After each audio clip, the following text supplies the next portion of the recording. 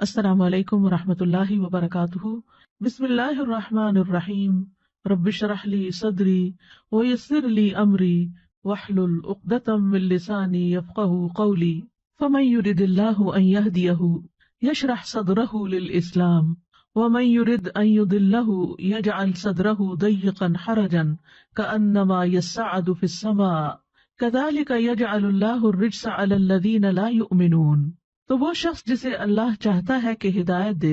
اس کا سینہ اسلام کے لیے کھول دیتا ہے، اور جسے چاہتا ہے کہ اسے گمراہ کر دے اس کا سینہ تنگ نہایت گھٹا ہوا کر دیتا ہے، گویا کہ وہ مشکل سے آسمان میں چڑھ رہا ہے۔ اسی طرح اللہ ان لوگوں پر گندگی ڈال دیتا ہے جو ایمان نہیں لاتے۔ اللہ سبحانہ و تعالیٰ ہی اس کائنات کا خالق ہے، اسی نے ہر چیز کو بنایا اور اسے ہدایت بخشی، یعنی اس کے وجود کا مقصد بھی اس کو الہام کر دیا کہ وہ چیز کس مقصد کے لیے بنائی جا رہی ہے اور اس کو کیا کرنا ہے۔ موسیٰ علیہ السلام نے فرعون کے دربار میں فرعون کے سوال کے جواب میں رب کا تعارف کرواتے ہوئے کہا، جب اس نے کہا کہ فمن ربکما یا موسیٰ، تم دونوں کا رب کون ہے اے موسیٰ؟ قال ربنا الذی اعطی کل شیء خلقہ ثم ہدی، کہا ہمارا رب وہ ہے جس نے ہر چیز کو پیدا کیا پھر اس کو راہ دکھائی، یعنی ہر چیز کی ساخت بنائی اور پھر اس کو راہ بتائی۔ تو جس رب نے ساری مخلوق کو ہدایت بخشی ہے وہی رب انسانوں کو بھی ہدایت دینے والا ہے۔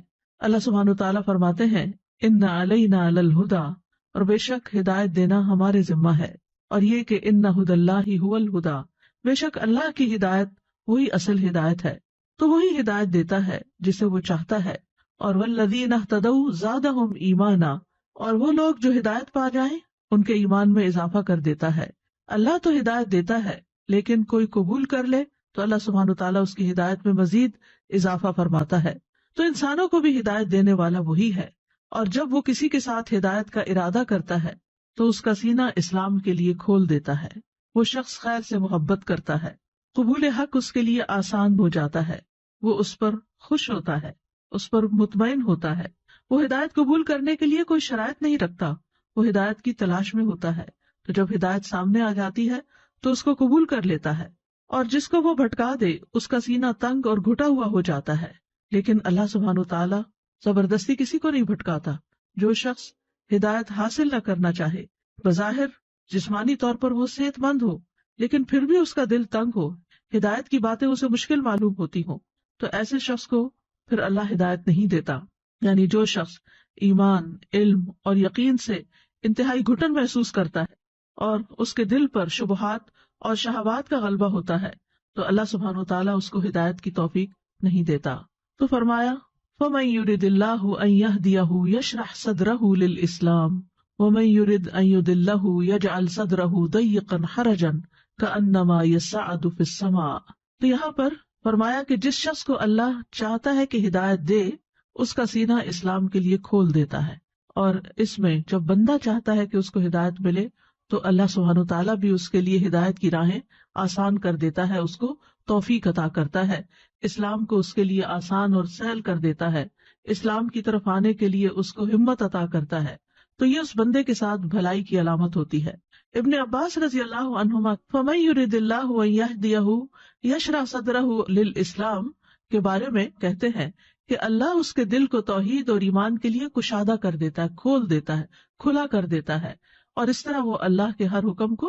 دل کی خوشی سے قبول کرتا ہے۔ اسی لیے ایک حدیث میں بھی آتا ہے کہ من یرید اللہ بہ خیرا یفقہہ فی الدین، کہ جس کے ساتھ اللہ تعالیٰ خیر کا ارادہ کرتا ہے اس کو دین کی سمجھ دے دیتا ہے۔ اور اللہ سبحانہ تعالیٰ نے یہاں جو فرمایا کہ فمن یرید اللہ ان یہدیہ،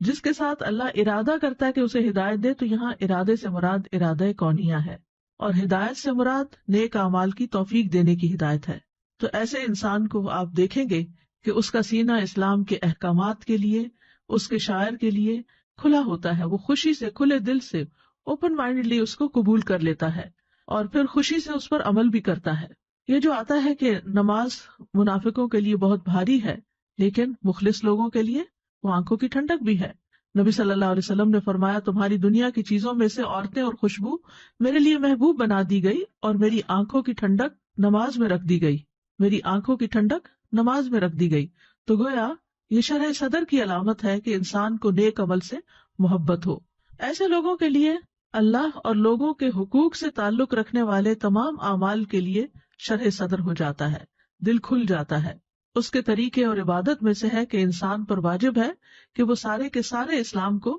اس کے اصولوں اور اس کے فروع یعنی اس کی جزیات کے ساتھ قبول کریں، اور اس کو بھی قبول کریں جو اللہ کے حق کے ساتھ تعلق رکھتا ہے اور اس کو بھی جو بندوں کے حقوق کے ساتھ تعلق رکھتا ہے۔ اور انسان کو چاہیے کہ پھر وہ کھلے دل سے ان چیزوں کو قبول کرے، اور اگر وہ ایسا نہیں کرتا تو پھر وہ ان لوگوں میں سے ہو جائے گا کہ جن کا دل اللہ نے ہدایت کے لیے تنگ کر دیا۔ تو خوش نصیب ہے وہ جس کا سینہ اللہ کھول دے، اور یہ اللہ ہی کے ہاتھ میں ہے، وہی دلوں کو کھولتا ہے، اور خوش نصیبی اس کی مخلوقات میں سے ایک مخلوق بھی ہے۔ تو اپنی مخلوق میں سے اس خوش نصیبی کو جس آدمی کے دل میں چاہتا ہے رکھ دیتا ہے، لہذا وہ دین کی بات سننے پر خوش ہوتا ہے، مسکراتا ہے، گویا وہ اس کے اپنے دل کی بات ہو۔ لیکن جس سے یہ سعادت چھن جائے، اس کو اسلام کا ایک ایک حکم، لوگوں کا حق، اللہ کا حق بہت بھاری اور بوجھل لگتا ہے۔ اسی لیے فرمایا وَمَن يُرِدْ أَن يُضِلَّهُ يَجْعَلْ صَدْرَهُ ضَيِّقًا حَرَجًا كَأَنَّمَا يَصْعَدُ فِي السَّمَاءِ،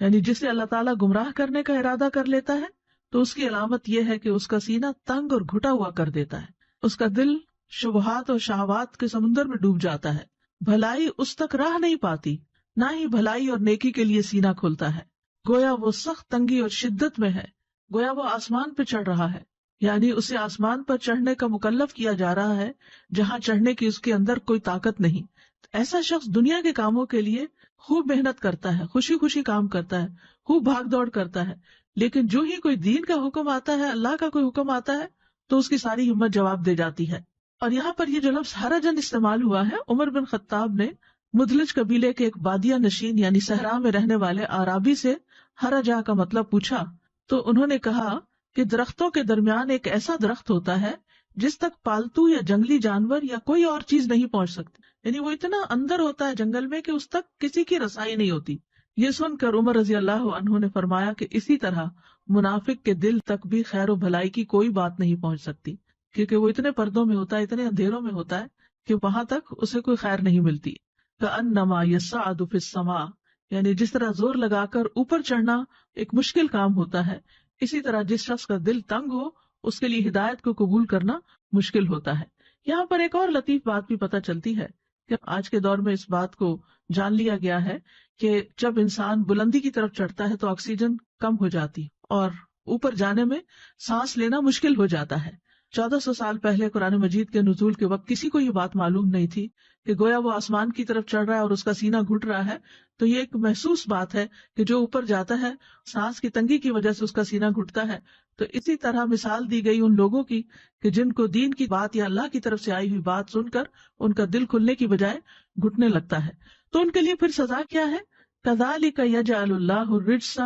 اسی طرح اللہ ان پر رجس ڈال دیتا ہے۔ رجس کے معنی ہوتے ہیں گندگی کے۔ ابن زید کہتے ہیں کہ اس سے مراد عذاب ہے، یعنی ایسے لوگوں پر پھر اللہ کا عذاب ہی آتا ہے۔ ابن عباس کہتے ہیں رجس سے مراد شیطان ہے، یعنی اللہ ان پر شیطان کو مسلط کر دیتا ہے، جیسا کہ ایک آیت میں بھی آتا ہے وَمَن يَعْشُ عَن ذِكْرِ الرَّحْمَنِ نُقَيِّضْ لَهُ شَيْطَانًا فَهُوَ لَهُ قَرِينٌ، کہ جو رحمان کے ذکر سے تغافل برتتا ہے ہم اس پر ایک شیطان مسلط کر دیتے ہیں جو اس کا دوست بن جاتا ہے، اور پھر جس کو شیطان کی دوستی میسر آ جائے اس کے لیے خیر کی راہوں پہ چلنا تو بہت ہی مشکل کام ہو جاتا ہے۔ مجاہد کہتے ہیں کہ رچ سے مراد ہر وہ چیز ہے جو خیر سے خالی ہو، یعنی پھر اللہ سبحانہ وتعالیٰ اس کے ساتھ خیر کا ارادہ نہیں کرتے اور اس کو ایسے کاموں میں لگا دیتے ہیں کہ جس سے کوئی خیر نہیں نکلتی۔ اسلام اور ایمان کے لیے سینہ کھلنے کی ہمارے دین میں بہت اہمیت ہے، کیونکہ سینے کے اندر دل ہوتا ہے اور دل ہی مرکز ہے ہدایت کو قبول کرنے کا، اور اگر سینہ بھچا ہوا ہو تو دل بھی گھٹا ہوا ہوتا ہے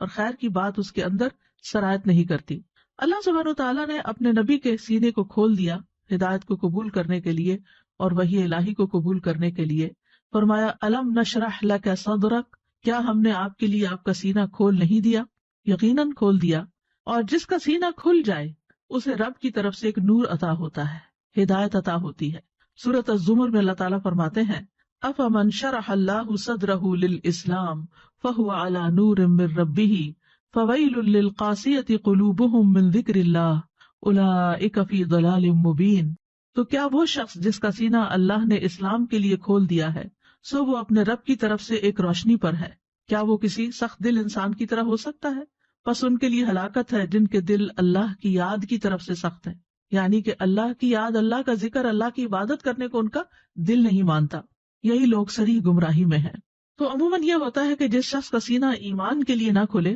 اس کا سینہ کفر کے لیے کھل جاتا ہے. سورۃ النحل میں آتا ہے، من کفر باللہ من بعد ایمانہ الا من اکرہ وقلبہ مطمئن بالایمان ولکن من شرح بالکفر صدرا فعلیہم غضب من اللہ ولہم عذاب عظیم. جو شخص اللہ کے ساتھ کفر کرے اپنے ایمان کے بعد، یعنی اللہ نے اس کو ایمان دیا، توفیق دی، سوائے اس کے جسے مجبور کیا جائے اور اس کا دل ایمان پر مطمئن ہو، تو وہ تو خیر ہے کہ اللہ نے اس کو ایمان دیا ہے اور اس کے بعد اس کا دل بھی ایمان پر مطمئن ہو گیا ہے. لیکن اس کے برعکس دوسرا شخص کہ جس کو اللہ نے حق دکھا بھی دیا اور اس نے انکار کر دیا، لیکن جو کفر کے لیے سینہ کھول دے، یعنی ایمان کے لیے اس نے سینہ نہیں کھولا لیکن کفر کے لیے کھول دیا، یعنی کفر کو ویلکم کیا، تو ان لوگوں پر اللہ کا بڑا غضب ہے اور ان کے لیے بہت بڑا عذاب ہے. ایسے شخص کو ہدایت کی بات سمجھ نہیں آتی. سورۃ الکہف میں آتا ہے، وَمَنْ أَظْلَمُ مِمَّنْ ذُكِّرَ بِآيَاتِ رَبِّهِ فَأَعْرَضَ عَنْهَا وَنَسِيَ مَا قَدَّمَتْ يَدَاهُ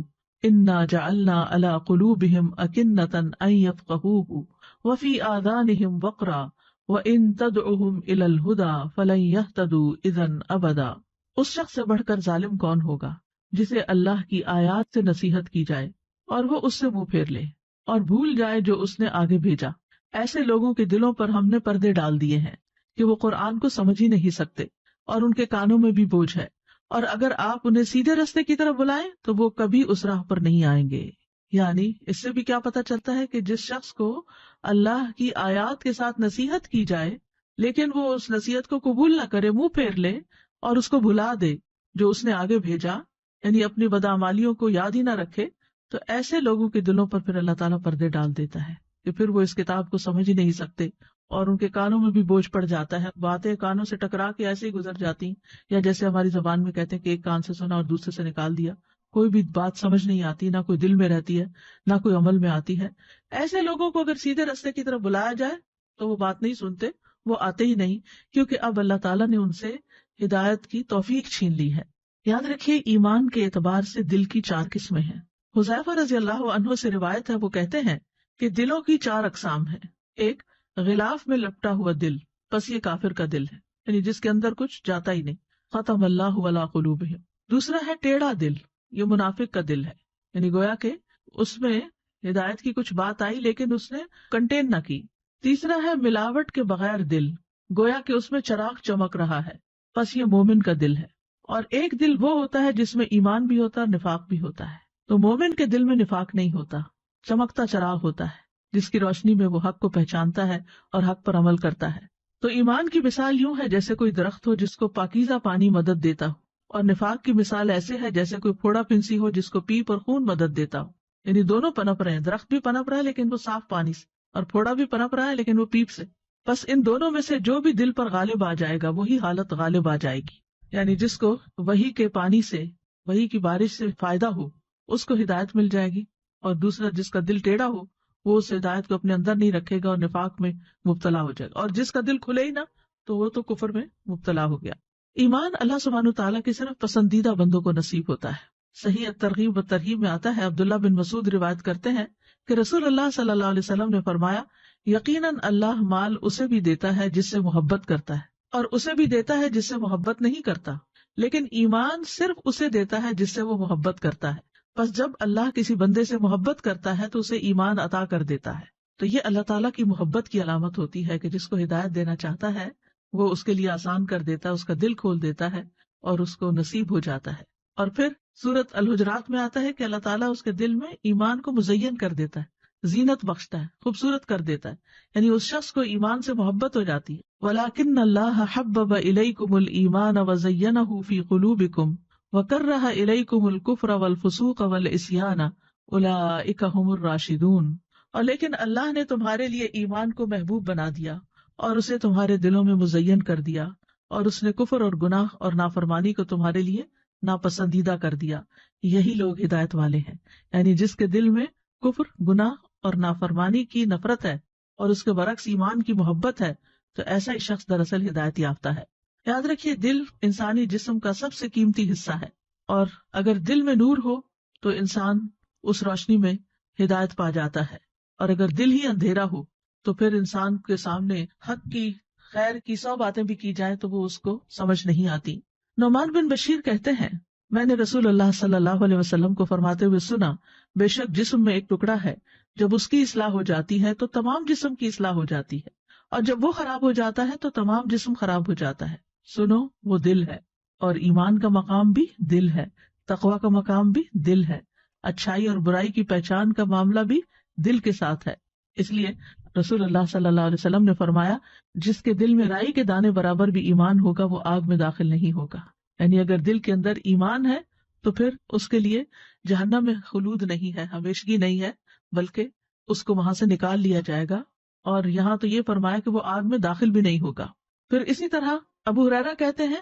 کہ رسول اللہ صلی اللہ علیہ وسلم نے اپنے سینے کی طرف اشارہ کرتے ہوئے فرمایا 3 بار، تقوی یہاں ہے، تقوی یہاں ہے، تقوی یہاں ہے۔ اسی طرح ابن مسعود کہتے ہیں وہ شخص ہلاک ہوا جس کا دل نیکی کو نیکی اور اس کا دل برائی کو برائی نہ سمجھے۔ اور یہ بھی کب ہوتا ہے کہ دل نیکی کو نیکی سمجھے اور اس کو سمجھ میں آ جائے کہ یہ نیکی ہے؟ جب دل کے اندر روشنی ہوتی ہے، جب دل کے اندر ایمان ہوتا ہے، جب دل کے اندر ایمان کا چراغ جل رہا ہوتا ہے تو پھر انسان کو فوراً سمجھ آ جاتا ہے کہ جو نیکی میں نے کی ہے وہ واقعی نیکی تھی، اور جو برائی کی ہے وہ برائی تھی، یعنی برائی اور بھلائی کا فرق محسوس کرنے لگتا ہے۔ اور اللہ تعالیٰ دل کی بنیاد پر ہی بندوں کو چنتا ہے۔ عبداللہ بن مسعود کہتے ہیں کہ بے شک اللہ نے بندوں کے دلوں پر نظر فرمائی تو محمد صلی اللہ علیہ وسلم کے دل کو بندوں کے دلوں میں سب سے زیادہ بہتر پایا، اس لیے اللہ نے ان کو اپنے کام کے لیے منتخب فرما لیا اور انہیں پیغمبری کا شرف عطا کر کے مبعوث فرمایا۔ پھر قلب محمد کے بعد بندوں کے دلوں پر نظر فرمائی تو آپ صلی اللہ علیہ وسلم کے صحابہ کے دلوں کو سب سے بہترین پایا، چنانچہ اللہ نے انہیں اپنے نبی کا وزیر بنا دیا۔ پھر اللہ سبحانہ تعالیٰ بندوں کی شکلیں دیکھنے کی بجائے دل دیکھتا ہے۔ مشہور حدیث ہے صحیح مسلم کی، ان اللہ لا ينظر الى اجسادکم ولا الى صورکم ولکن ينظر الى قلوبکم واشار باصابعہ الى صدرہ۔ رسول اللہ صلی اللہ علیہ وسلم نے فرمایا بے شک اللہ نہ تمہارے جسموں کو دیکھتا ہے کہ کتنے فٹ اور سمارٹ ہیں، نہ ہی تمہاری صورتوں کو دیکھتا ہے جو سو کالڈ انسانوں کے بنائے ہوئے سٹینڈرڈ ہیں، ان کے مطابق حسن کے جو معیار ہیں ان پر کون پورا اترتا ہے۔ فرمایا کہ نہ وہ تمہاری صورتوں کو دیکھتا ہے لیکن وہ تمہارے دلوں کی طرف دیکھتا ہے، اور آپ صلی اللہ علیہ وسلم نے اپنی انگلیوں سے اپنے سینے کی طرف اشارہ فرمایا، یعنی اللہ دل کی طرف دیکھتا ہے۔ تو اس لیے جس شخص کا دل خوش ہوا اور شرح صدر ہوا، نیکی کر کے اس کے اندر ایک اطمینان پیدا ہوا، تو اللہ سبحانہ و تعالیٰ اس سے راضی ہو جائیں گے، اور ایسے شخص کو ایک طرح سے ایمان نصیب ہو گیا۔ تو اللہ تعالیٰ ہماری شکل و صورت نہیں دیکھتا بلکہ دل کے حال کو دیکھتا ہے، تو ہمیں بھی اپنی پوری توجہ دل پر رکھنی چاہیے۔ لیکن آپ دیکھیے کہ ہم سب زیادہ تر اپنا وقت اپنی ظاہر کو سجانے میں لگاتے ہیں، بہترین لباس پہننا، میک اپ کرنا، فٹ رہنے کے لیے ایکسرسائز کرنا، اور بھی ظاہری خوبصورتی کی جتنی بھی چیزیں ہیں ان پر ہمارا وقت زیادہ لگتا ہے، جس کی وجہ سے لوگوں کی نگاہ میں ہم زیادہ جج جائیں۔ لیکن اس کے برعکس دل چونکہ لوگوں کو نظر نہیں آتے، اس لیے ان کی خوبصورتی کی طرف توجہ عموماً کم ہوتی ہے۔ تو اس آیت سے بیسیکلی ہمیں یہ پتا چلتا ہے کہ جس کے ساتھ اللہ ارادہ کر لے بھلائی کا تو گویا ہمارے دل اللہ کے ہاتھ میں ہے، جیسا کہ حدیث میں بھی آتا ہے بے شک تمام بنی آدم کے دل رحمان کی انگلیوں میں سے 2 انگلیوں کے درمیان ایک دل کی طرح ہے، وہ اسے پھیر دیتا ہے جہاں وہ چاہتا ہے، یعنی چاہتا تو ہدایت کی طرف پھیر دیتا ہے، چاہتا تو گمراہی کی طرف پھیر دیتا ہے۔ پھر رسول اللہ صلی اللہ علیہ وسلم نے فرمایا اللہم مصرف القلوب صرف قلوبنا علی طاعتک، اے اللہ دلوں کے پھیرنے والے ہمارے دلوں کو اپنی اطاعت پر پھیر دے، یعنی ہم سے تو ہدایت کے کام لیتا رہ۔ اور دل کی حالت بدلتی بھی رہتی ہے، اصل میں قلب کو قلب کہتے ہی اس لیے ہے کہ وہ الٹتا پلٹتا رہتا ہے، یعنی ایک حال میں نہیں رہتا۔ آپ ایک لمحے ایک بات سوچ رہے ہوتے ہیں، دوسرے لمحے کوئی دوسری بات سوچنے لگتے ہیں، کبھی آپ کا دل خوش ہوتا ہے، کبھی آپ کے اندر اداسی چھا جاتی ہے، کبھی آپ ویسے ایکٹیو محسوس کرتے ہیں لیکن آپ کے دل کی حالت اچھی نہیں ہوتی۔ تو بہرحال ہمیں اللہ جی سے قلب سلیم مانگنا چاہیے تاکہ ہمارا دل جو ہے وہ ہر طرح کی گھٹن والی چیزوں سے محفوظ رہے۔ تو فرمایا دل کی مثال تو اس پر کسی ہے جو کسی درخت کے تنے کے ساتھ لٹکا ہوا ہو اور ہوا اسے الٹ پلٹ کرتی رہتی ہو، کبھی سیدھا کبھی الٹا۔ تو اسی طرح ہمارا دل بھی جیسے ہچکولے کھاتا رہتا ہے، کبھی سیدھا کبھی الٹا، کبھی ہم ایک شخص کے بارے میں ایک اچھی بات سوچتے ہیں اور کبھی دوسرے لمحے کوئی بدگمانی آ جاتی ہے۔ اسی طرح باقی امور میں بھی ایسا ہی ہوتا ہے۔ مقداد بن اسود کہتے ہیں کہ میں نے رسول اللہ صلی اللہ علیہ وسلم کو فرماتے ہوئے سنا، ابن آدم کا دل اس ہڈیا سے بھی زیادہ تیزی کے ساتھ بدلتا ہے جو خوب کھول رہی ہو۔ تو اس سے یہ پتہ چلتا ہے کہ دل کے اندر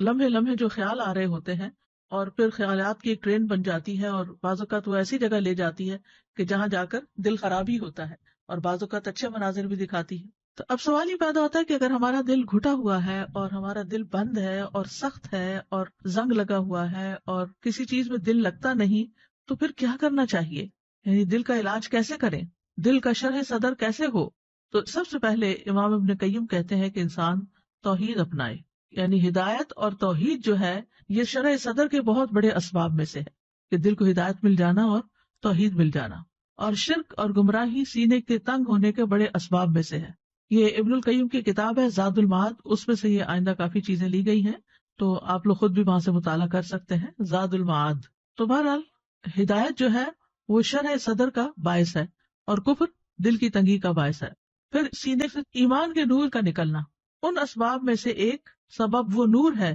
جو اللہ بندے کے دل میں ڈالتا ہے، اور وہ ایمان کا نور ہے۔ ایمان دل کے اندر نور پیدا کر دیتا ہے، اس کو کھول دیتا ہے اور راحت پہنچاتا ہے۔ تو پہلی چیز تھی توحید، اور اسی کے اندر پھر توحید میں ایمان آ جاتا ہے، اور پھر اس ایمان کی وجہ سے انسان کا دل جو ہے وہ روشن ہو جاتا ہے۔ اور اگر یہ نکل جاتا ہے بندے کے دل سے، جب یہ نور کھو جاتا ہے اور اس کا سینہ تنگ پڑ جاتا ہے اور دل رکنے لگتا ہے، تو پھر ایک قید خانہ سا بن جاتا ہے اور دل کے اندر ایک گھٹن سی محسوس ہوتی ہے۔ ایمان سے ہی دل کو ہدایت ملتی ہے۔ فرمایا وَمَن يُؤْمِن بِاللَّهِ يَهْدِ قَلْبَهُ، جو شخص اللہ پر ایمان لے آئے تو اللہ اس کے دل کو ہدایت بخشتا ہے۔ دوسری اہم چیز علم حاصل کرنا۔ علم حاصل کرنے سے سینہ کھلتا ہے، علم سینے کو کھولتا ہے اور اس کو وسیع کر دیتا ہے، یہاں تک کہ وہ سینہ دنیا سے زیادہ وسیع ہو جاتا ہے۔ یعنی وہ دل پھر صرف دنیا کے بارے میں نہیں سوچتا، وہ آخرت اور جنت اور جہنم کے بارے میں بھی بہت واضح طور پر سوچتا ہے۔ جہالت سینے کو تنگ کر دیتی ہے، جہالت اندھیرا ہوتا ہے،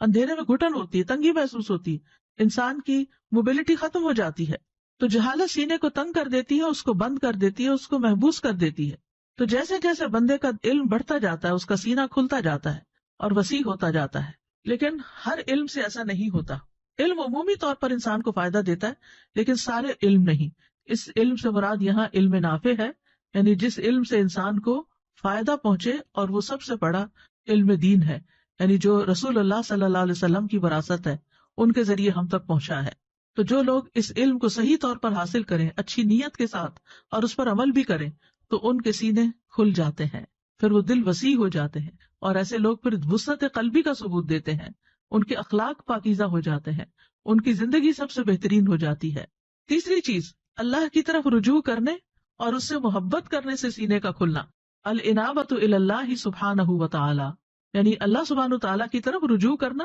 اور دل کی گہرائی سے اللہ سے محبت کرنا اور اس کی طرف متوجہ ہونا اور اس کی عبادت سے خوشی پانا۔ دوسری کوئی بھی چیز بندے کے سینے کو ان سے بڑھ کر نہیں کھولتی۔ تو جب کبھی دل تنگ ہونے لگے تو فوراً اللہ کی طرف رجوع کریں، اللہ کا ذکر کریں، قرآن مجید پڑھیں، اللہ تعالیٰ کو یاد کریں، تو انشاءاللہ کچھ ہی دیر کے بعد آپ کے دل کی حالت بہتر ہونے لگے گی۔ اور علامہ ابن القیم کہتے ہیں، یہاں تک کہ کبھی وہ کہتا ہے کہ اگر جنت میں میری یہی حالت ہوگی تو سب سے زیادہ خوشگوار زندگی گزارنے والا میں ہی ہوں گا۔ یعنی اتنا زیادہ شرح صدر ہو جاتا ہے کہ دنیا میں بھی اس کو جنت کا مزہ آنے لگتا ہے۔ یاد رکھیے، جتنی زیادہ اللہ سے محبت ہوگی اتنا ہی زیادہ دل کھلے گا، انسان کے اندر ایک خوشی پیدا ہو جائے گی، اور اس کو وہی جانتا ہے جس کے اندر اللہ کی محبت ہو۔ اور جیسے جیسے اللہ کی محبت مضبوط اور شدید ہوتی جاتی ہے، سینہ اتنا ہی